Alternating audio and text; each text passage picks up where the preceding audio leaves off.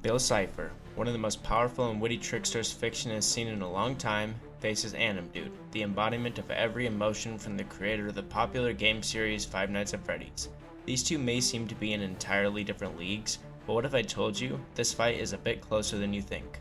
Let's dive into who wins this battle, Bill Cypher or Animdude. First, we'll start with Animdude's scaling. Believe it or not, his scaling is much more straightforward than Bill's. For this battle, we won't dive into speed, durability, or any of those sorts of stats, since there are too many factors at play. Anti-feats, wacky scaling, etc. So instead, we're going to focus on something simple. Who hits harder? Now, what makes Animdude so powerful? If you followed anything FNAF, you may have wondered how a character from that franchise could possibly even match Bill. After all, the villains in FNAF typically rely on grounded methods of attack, like blunt force trauma, lacerations, nothing cosmic really. In fact, many animatronics can be stopped by something as basic as like a steel door. So how does Animdude compare? The answer lies in how blatant of a self-insert Animdude is in the FNAF world. In this game, the creator literally places himself above the entire narrative, taking on his in-game form. He is the indie dev with the ability to rewrite anything he pleases, even telling his creations he wants nothing more to do with them. Despite this, you're still able to feed him in-game. Now, I could go into how a simple character like Shadow Bonnie might scale to like a fraction of Animdude, but that's not what we're doing today. For now, let's just focus on how Animdude became so powerful in the first place. FNAF World isn't just a game. It's a collection of layers in some sort of dimensional hierarchy.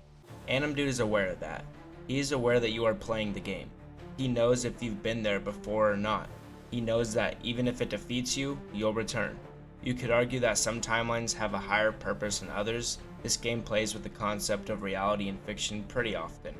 And Animdude, as a self-insert, bridges the gap between the two. In short, Animdude represents the outside world, the creator of the game you're playing. This places Animdude at pretty much a hyper-versatile level of existence, tying into the paradox of the creator and the creation.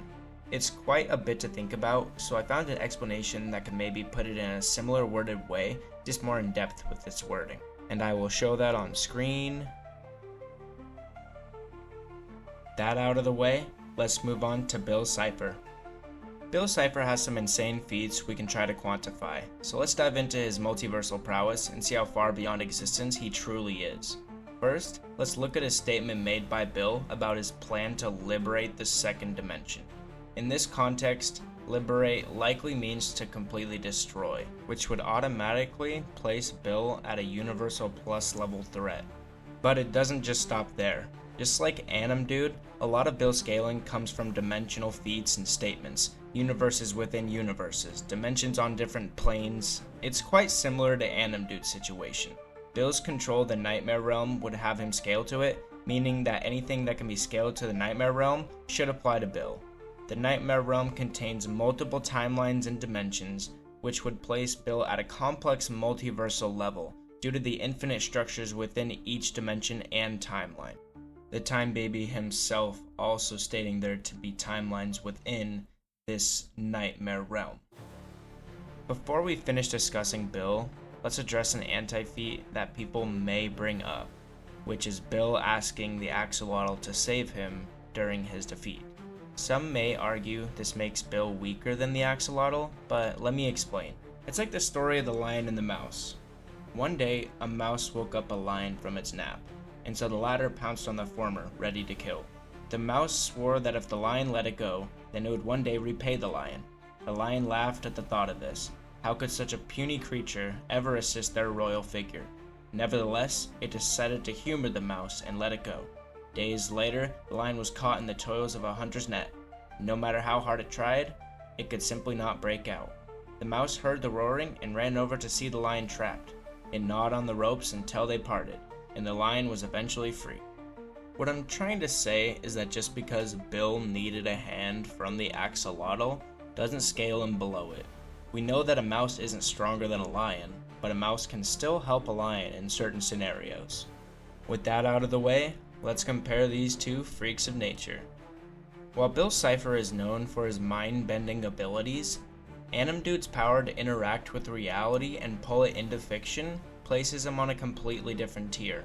Animdude's hyper-versatile scaling sets him above Bill, but not by as much as you might think. Bill isn't too far behind, and with future revelations, who knows? Bill may rise higher on the cosmic food chain. But after all, Animdude, in my opinion, takes the cake in this one. And yeah, I think that's where I'm gonna leave it. That's where I will leave my conclusion. And thanks for watching until the end. Sorry for the long break. I've been dealing with some IRL stuff, but I'm back and ready to return to the regular schedule. That's all I have to talk about. Take care.